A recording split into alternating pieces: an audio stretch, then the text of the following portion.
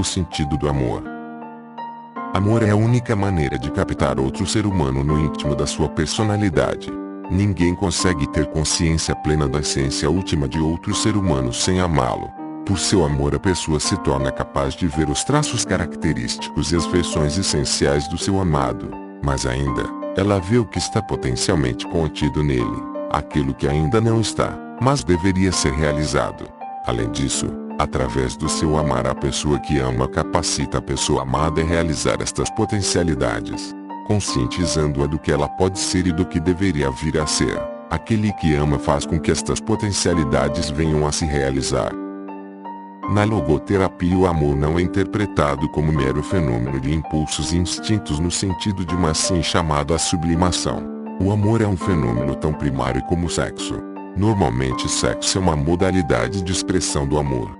O sexo se justifica e é até santificado no momento em que, porém apenas enquanto for veículo do amor.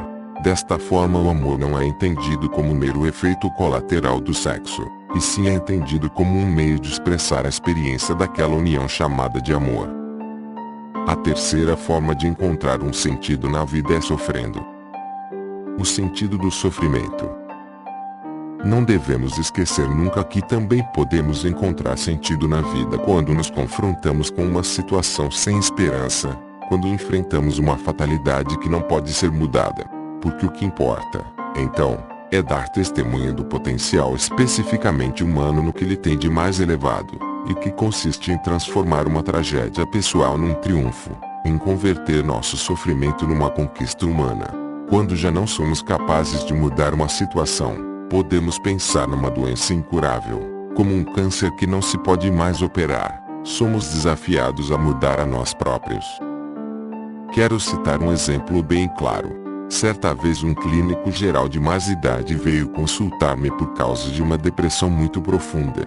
Ele não conseguia superar a perda de sua mulher, que falecera fazia 2 anos e a qual ele amara acima de tudo. Bem, como poderia eu ajudá-lo? Que poderia lhe dizer? Abstive-me de lhe dizer qualquer coisa aí. Ao invés, confrontei-o com a pergunta: que teria acontecido, doutor, se o senhor tivesse falecido primeiro e sua esposa tivesse que lhe sobreviver? Ah, disse ele, isso teria sido terrível para ela. Ela teria sofrido muito. Ao que retruquei: veja bem, doutor, ela foi poupada deste sofrimento e foi o senhor que a poupou dele. Mas agora o senhor precisa pagar por isso sobrevivendo a ela e chorando a sua morte. Ele não disse uma palavra, apertou a minha mão e calmamente deixou o meu consultório. Sofrimento de certo modo deixa de ser sofrimento no instante em que encontra um sentido, como o sentido de um sacrifício. É claro que esta não foi propriamente uma terapia, uma vez que, em primeiro lugar, o seu desespero não era nenhuma doença. Em segundo, eu não podia alterar a sua sina, não podia ressuscitar a sua esposa. Mas o que eu consegui naquele momento foi mudar a sua atitude frente ao destino inalterável, visto que a partir daquela ocasião ele pelo menos podia ver um sentido em seu sofrimento. Um dos princípios fundamentais da logoterapia está em que a principal preocupação da pessoa humana não consiste em obter prazer ou evitar a dor, mas antes em ver um sentido em sua vida. Esta é a razão por que o ser humano está pronto até a sofrer, sob a condição, é claro, de que o seu sofrimento tenha um sentido. É preciso deixar perfeitamente claro, no entanto, que o sofrimento não é de modo algum necessário para encontrar sentido. Insisto apenas que o sentido é possível mesmo a despeito do sofrimento, desde que, naturalmente, o sofrimento seja inevitável.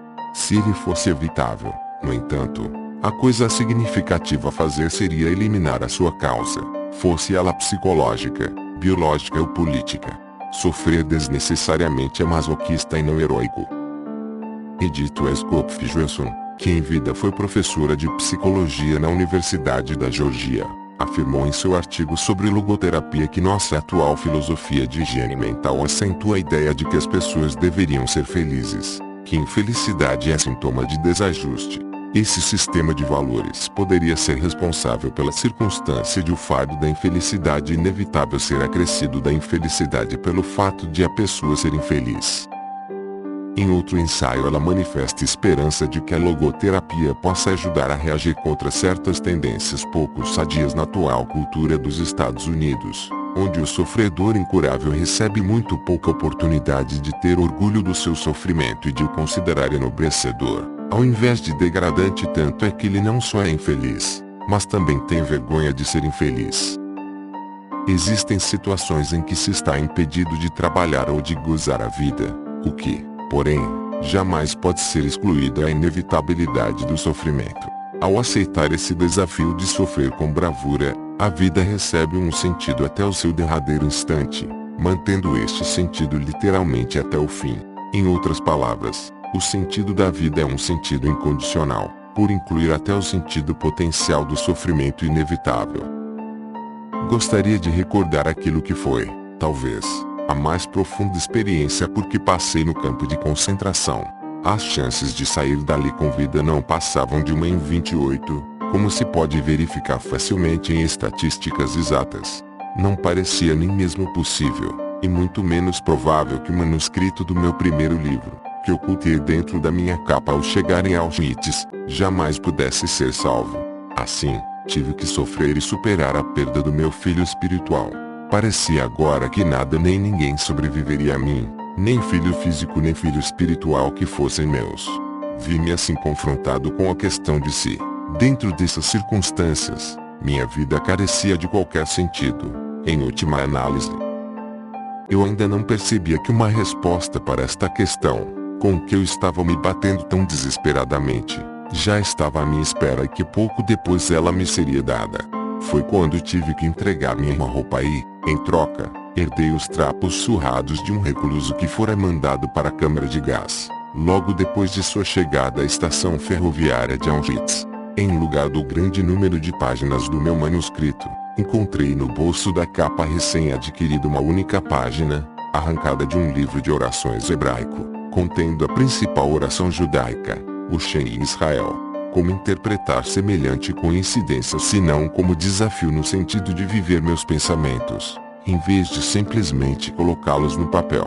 Lembro-me que pouco depois me pareceu que eu morreria em um futuro próximo. Dentro dessa situação crítica, entretanto, eu tinha uma preocupação diferente da maioria dos meus companheiros. A pergunta deles era: será que vou sair com vida do campo de concentração? Caso contrário, todo esse sofrimento não tem sentido. A pergunta que atormentava a mim era: será que tem sentido todo esse sofrimento, toda essa morte ao nosso redor? Caso contrário, em última análise não faz sentido sobreviver. Uma vida cujo sentido depende de semelhante eventualidade, escapar ou não escapar, em última análise nem valeria a pena ser vivida.